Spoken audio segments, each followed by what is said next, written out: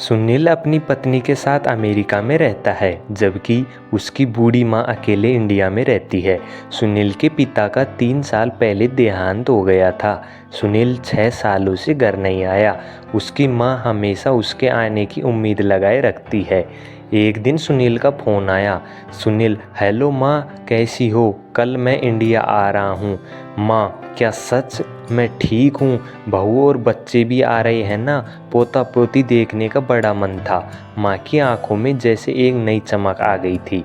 सुनील, नहीं माँ, अभी तो सिर्फ मैं आ रहा हूँ।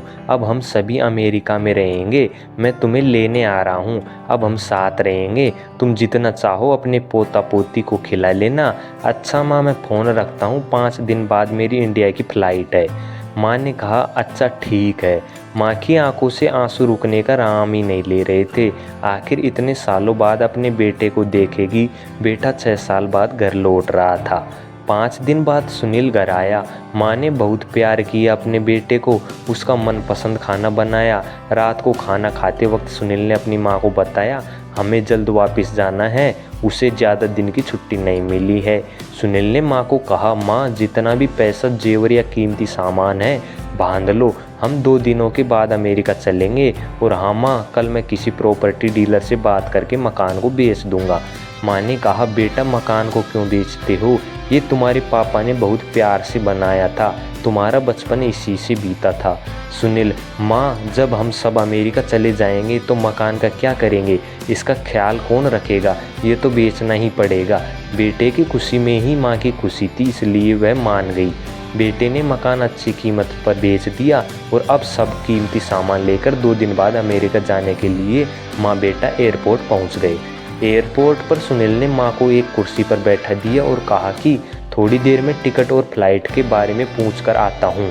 1 घंटा बीत गया, लेकिन सुनील नहीं आया। तभी एक एयरपोर्ट के कर्मचारी ने बूढ़ी माँ को बैठे देखा तो पूछा, माँ जी, आप किसी से मिलने आई हैं?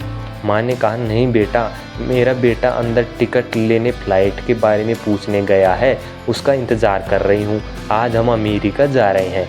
कर्मचारी, लेकिन अंदर तो कोई नहीं और अमेरिका की फ़्लाइट तो 30 मिनट पहले जा चुकी है।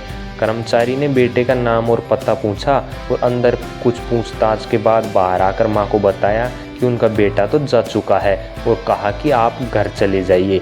इतना सुनते ही माँ की आंखों से आंसू बहने लगे।